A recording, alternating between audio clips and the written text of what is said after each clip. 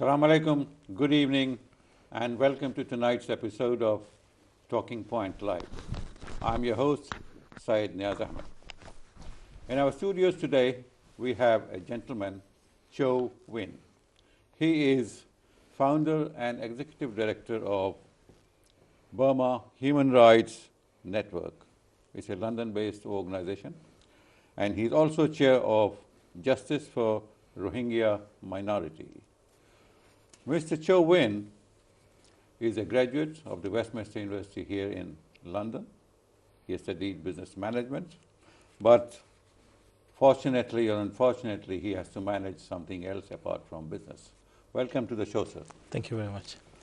It's my pleasure. Cho Win, I just said that unfortunately you have to manage some other business apart from business that you studied. Tell us something about yourself first, and later we'll ask you about this organization. Yeah, thank you very much for having me today here. I'm grateful for it. I am born and brought up in Burma, in Rangoon, and I'm not Rohingya, but we're Burmese Muslim. Right. And I came to UK in 2009, and I set up here with family and did my degree and graduated in UK.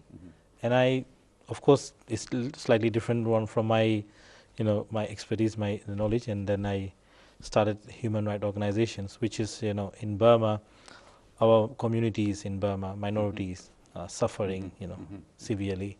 So this is one of the compelling reasons for me to start this organization. Great to see. Until very recently, we have been thinking that only Rohingyans were the only Muslim minority community in Burma. But with your input, I understand that there are many more Muslim communities in Burma, and they are being threatened in many different ways. In Burma, since 1982, citizenship law has been implemented. All Muslim community lost their ethnic rights, and also only one left, which is called Kaman people. They only have recognized as ethnic of Burma. Where are they from? They also living in the Rakhine state, and they have a very long history as well. Actually, Muslim have a lot of long history, but unfortunately, the country, the system is denied our citizenship rights and ethnic rights. Rakhine area, Arakan, Rohingya, they are interchangeably used all the time, you see, and there's a confusion. Who are the Rakhines? Are they the Rohingyans?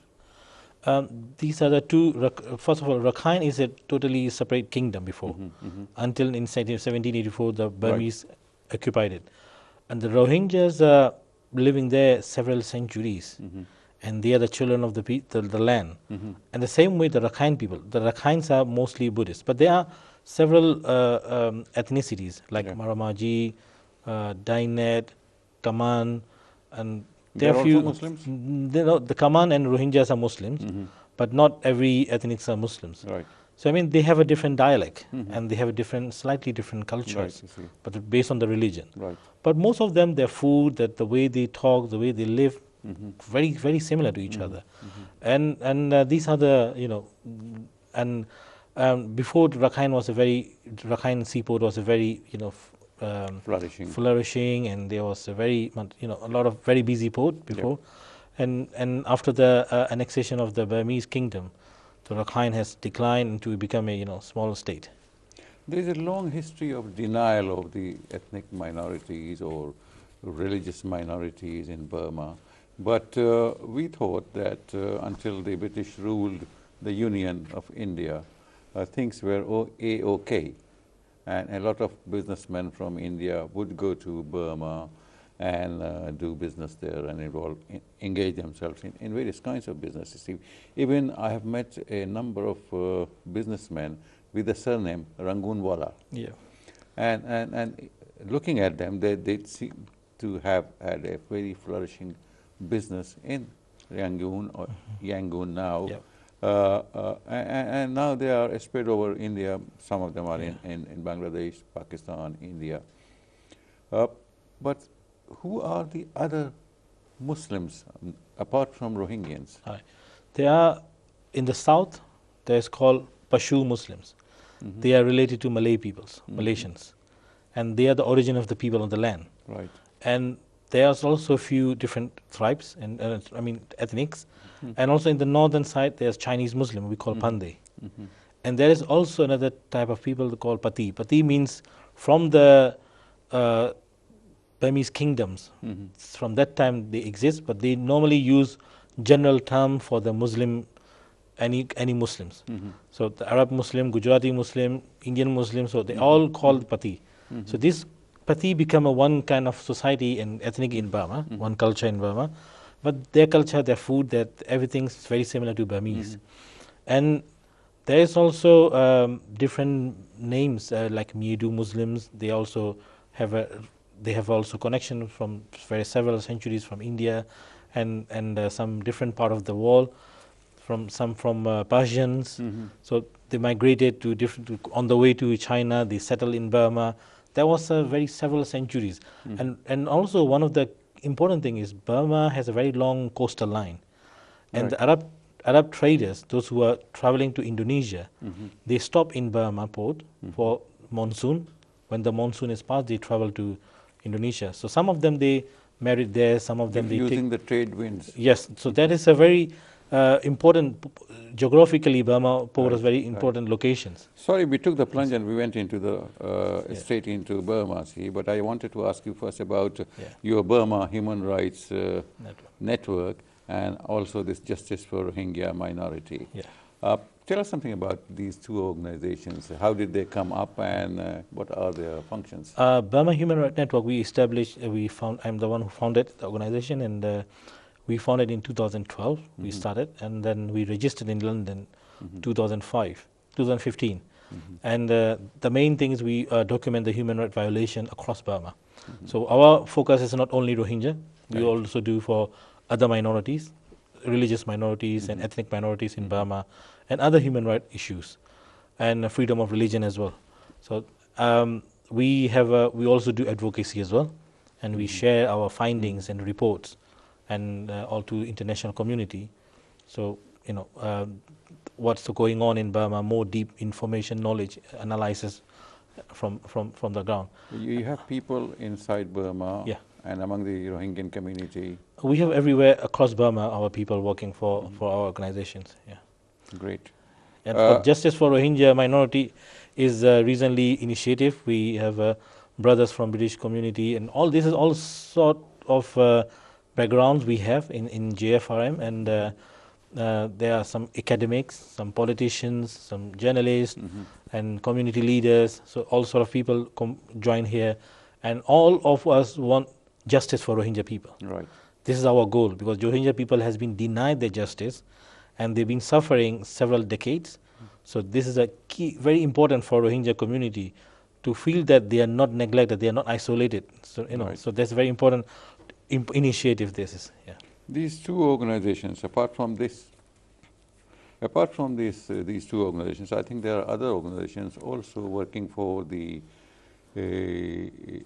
improving the situation of the minorities in Burma. There is one organization I am also part of it, Burmese Muslim Association.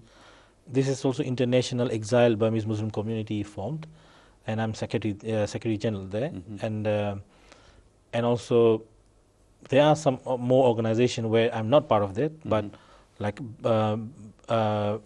Burmese Rohingya Organization UK, Arkan Rohingya, this ARNO. There was something like ARIF or something long time ago.